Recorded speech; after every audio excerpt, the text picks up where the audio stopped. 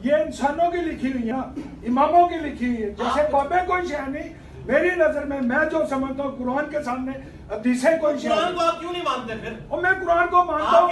आप सुने, में अब इन हदीसों को कुरान रिजेक्ट कर रहा है, सुन लें। नहीं, मैंने नहीं सुनना। नहीं सुने, ये है तो आपको सुननी पड़ेगी, सबको सुननी पड़ेगी, कोई सुने, सबको सुननी पड़ेगी। वल्लाह जी, जब आप आलिम नहीं नहीं, तो ये जो आता है ये मेरी जिंदगी है, ये इंसानों की लिखी हुई है ना। इसको रिजेक्ट कर, नमाज का तरीका भी हदीस में है, कुरान में तो नहीं है। और हदीस में भी नहीं है। और इंसानों को आपने मानना है, इंसानों को मानना है आपने। अच्छा हो गया, बैठे। अच्छा, नमाज के तरीके तक तो मैंने आपको भी रिवायती मौलवी पाया है जो बात नहीं मानते, हक नहीं मानते। आपकी बात मैंने तो आपकी बात की है। आपने कहा मैंने कुरान पढ़ा है, मैंने कहा कुरान में हज के महीने का है। यार है कोई सवाल है? जो और भी मैं कहता हूँ ठीक है।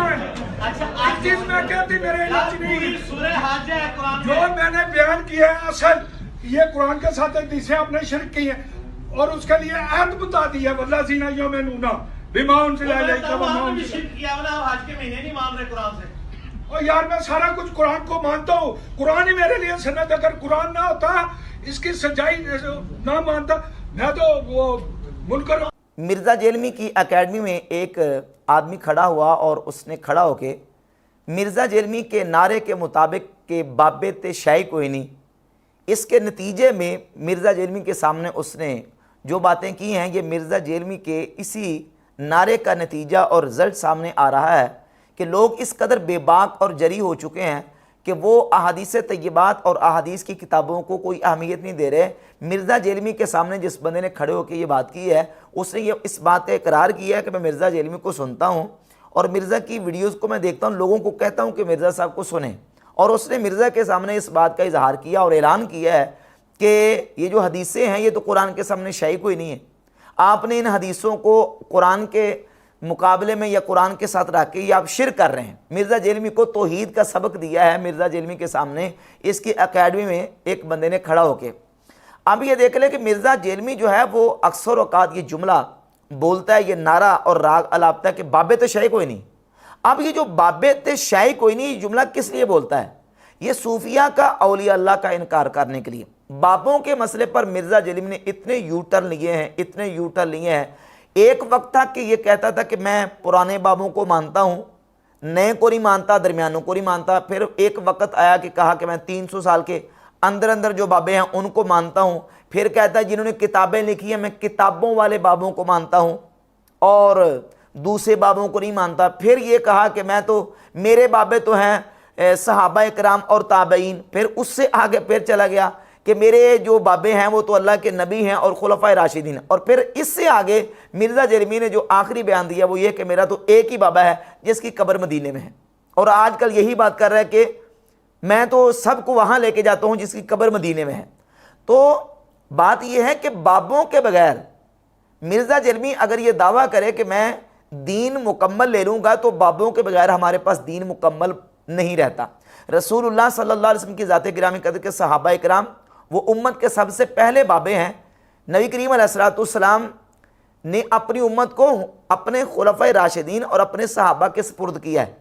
और सही हदीस इब्न माजा में, मुसद्दरिक हाकिम और दीगर कुतुब हदीस में हदीस मौजूद है। सही हदीस है कि रसूलुल्लाह सल्लल्लाहु अलैहि वसल्लम ने फरमाया इक्तदू बिल्लज़ैनि मिन बादी, मेरे बाद दो शख्सों की पैरवी करना, अबू बकर की और उमर की। तो हुजूर ने अबू बकर और उमर रदी अल्लाह तआला अन्हुमा की पैरवी करने का हुक्म दिया। यानी हुजूर ने उम्मत को हुक्म दिया कि तुमने इन बाबों की इक्तदा करनी है, इनकी पैरवी करनी है। और सुन्ने अबी दाऊद में सही हदीस है, नबी पाक सल्लल्लाहु अलैहि वसल्लम ने फरमाया मैं याइश मिनकुम बादी फसयरा इख्तिलाफन कसीरा, जो तुम में से मेरे बाद जिंदा रहेगा तो वह बहुत ज़्यादा इख्तिलाफात देखेगा।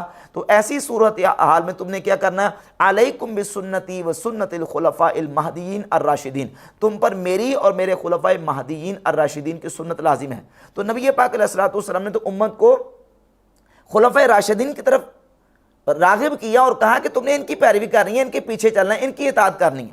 तो नबी करीम अलैहिस्सलातु वस्सलाम ने तो उम्मत को बाबों के हवाले किया और बताया कि तुमने बाबों की पैरवी करनी है, बाबों के पीछे चलना है। अगर बाबों को दीन से निकाल दे तो हमारे पास दीन बाकी नहीं रहता। हदीस की कोई किताब उठाकर देख लें, सही बुखारी ही की पहली हदीस उठाकर देख लें। इमाम बुखारी जब भी हदीस लेके आते हैं तो बाबों से लेके आते हैं। अगर बाबों का इनकार कर दें, मसला इमाम बुखारी बाबे हैं उम्मत के, اگر بابوں کو چھوڑ دیں, بابوں کا انکار کر دیں, امام بخاری کی شخصیت کو ہم مجروح قرار دے دیں اور انکار کر دیں, تو صحیح بخاری تو گئی, ختم ہو گئی, کتاب ہی سرے سے جاتی رہے گی.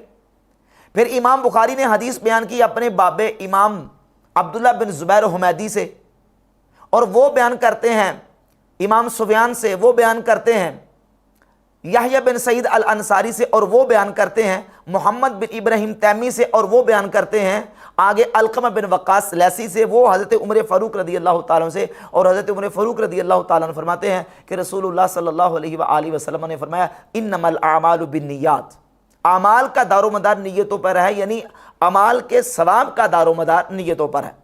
تو اب یہ جو حدیث ہے اعمال کا دار و مدار نیتوں پر ہے, یہ ہمیں پہنچی ہے بابوں کے تھرو. سیدنا عمر فاروق رضی اللہ تعالی امت کے وہ پہلے بابے جنہوں نے اس حدیث کو بیان کیا, اور ان سے پھر علقمہ بن وقاص تابعی, اور ان سے آگے محمد بن ابراہیم نے, اور ان سے آگے اس حدیث کو بیان کیا ہے امام یحییٰ بن سعید نے, اور ان کے بعد ان سے حدیث کو بیان کیا سفیان نے, اور ان سے بیان کیا عبداللہ بن زبیر حمیدی نے, اور ان سے بیان کیا امام بخاری رحمۃ اللہ علیہ نے. تو بابوں کے تھرو یہ حدیث ہم تک پہنچی, اور جتنی حدیث ہے کتب حدیث میں وہ بابوں کے ذریعے ہم تک پہنچی ہیں. اور مرزا کیا کہتا ہے, بابے تے شے کوئی نہیں, بابے تے شے کوئی نہیں. بھئی اگر بابوں کا انکار کر دیا جائے تو اس کا نتیجہ پھر انکار حدیث آئے گا, اس کا نتیجہ پھر حدیث کی جو صحیح فہم ہے اس کا انکار لازم آئے گا, کیونکہ ہمیں حدیث بھی بابوں کے ذریعے ملی ہے, اور حدیث کا فہم اور حدیث کی سمجھ بھی بابوں کے تھرو ہم لیتے ہیں. مرزا جیلمی کی سمجھ اور فہم کو ہم قبول نہیں کرتے. اب یہ بابوں سے دور کرنے کی جو سازش ہے, اس کا اینڈ رزلٹ اور نتیجہ یہ ہے کہ مرزا جیلمی اپنی منمانی کرنا چاہتا ہے, اور حدیث کے اندر اپنی فہم کو دخل دینا چاہتا ہے, اپنی جو الٹی سمجھ اور سوچ اور عقل ہے اس کے مطابق حدیث کو ایکسپلین کرنا چاہتا ہے. جبکہ ہم جیسے حدیث بابوں سے لے رہے ہیں, اسی طریقے سے حدیث کی فہم اور سمجھ بھی بابوں سے لیں گے جو ہمارے بابوں نے, یعنی ہمارے بزرگوں نے اور اسلاف اور محدثین اور فقہاء نے بیان کی ہے. اور یہ دیکھ لیں کہ مرزا جیلمی کے اس نعرے کا نتیجہ کیا نکل رہا ہے کہ مرزا جیلمی کو سننے والے لوگ وہ منکر حدیث ہو رہے ہیں, نعوذ باللہ تعالیٰ. اور یہاں سے یہ بات بھی واضح ہوگی کہ جیسے مرزا جیلمی یہ کہتا ہے کہ یہ جو انکار حدیث ہوا ہے اور منکرین حدیث پیدا ہوئے ہیں, یہ ضعیف احادیث کی وجہ سے پیدا ہوئے ہیں. یہ مرزا جیلمی کا دعویٰ بالکل باطل اور جھوٹ ہے, بالکل فراڈ ہے. کیونکہ جتنے منکرین حدیث ہیں آپ ان کی تاریخ اٹھا کر دیکھ لیں, ان کی کتابیں موجود ہیں منکرین حدیث کی, ان کی کتابیں اٹھا کر دیکھ لیں.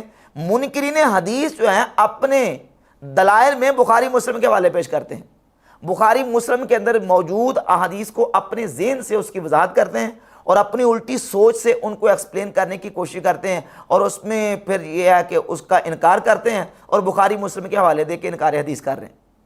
آپ ڈاکٹر شبیر کی کتابیں اٹھا لیں, غلام احمد پرویز کی کتابیں اٹھا لیں, آپ سر سید کے نظریات کو دیکھ لیں, جوید احمد غامدی کے نظریات کو دیکھ لیں.